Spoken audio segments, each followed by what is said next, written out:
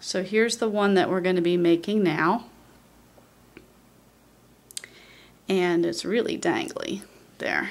Nice and sparkly and dangly. And before I get into that, I just wanted to take a minute to show you the different kinds of head pins that you can get too. Like here's one with some silver balls on the bottom. Here's one that has a cute little dangle on the bottom if you wanted to add some more movement to your earrings.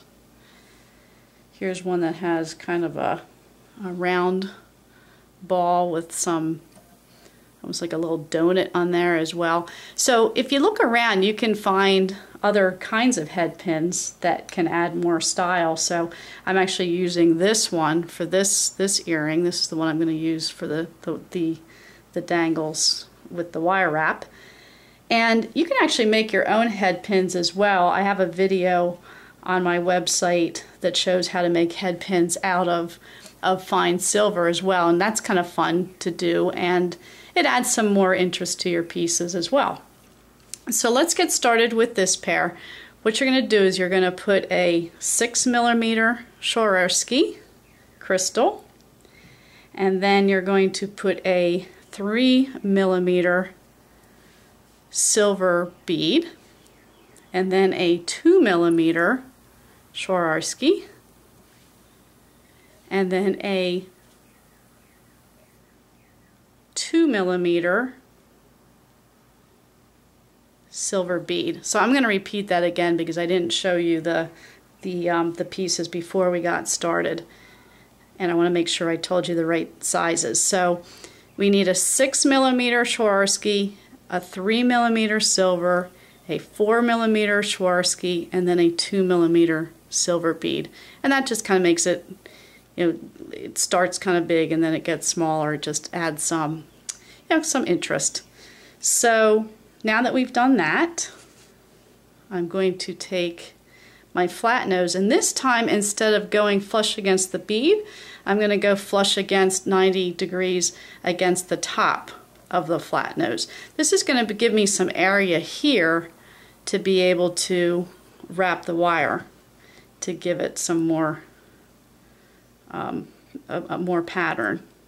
So now I'm going to use the same technique to make the loop. I go over the top of the first prong on the round nose and then on the bottom, so I end up with this loop,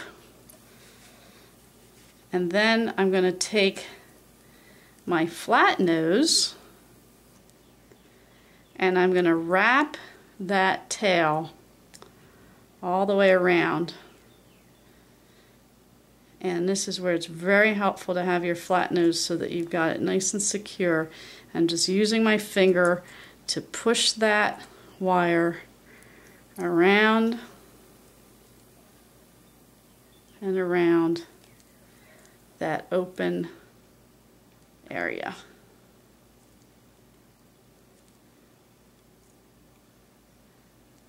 And you want to try to get it, even and next to each other as much as possible. If it's not quite exactly next to each other, you can also use your flat nose to kind of squish it together as well. And when you're done, and it's even with that small bead, now what I'm going to do is take my cutter again and get it nice and close there. Again, cover this with your finger to catch it so it doesn't fly all over the place, and then cut it flush. Now you're going to see that there's a little piece sticking out here a little bit, so take your flat nose again and just use that to snug that in there so that it's flat on the wrap here. Okay, and then what you're going to want to do is take your finding, and here's a different style. Here's one that has a, not a fish hook, but the regular back and then a little ball on it. Open that up String your piece on. Oops, I didn't get that open quite enough.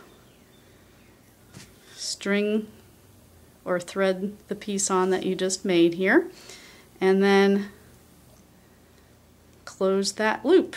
And again, work it a little bit so that you're work hardening the metal so that it doesn't open up on its own. Just makes it more secure. And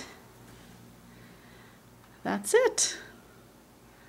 So that's 2 pairs of earrings, 2 slightly different styles. You can have lots of fun coming up with all kinds of ideas. Go into your bead stash.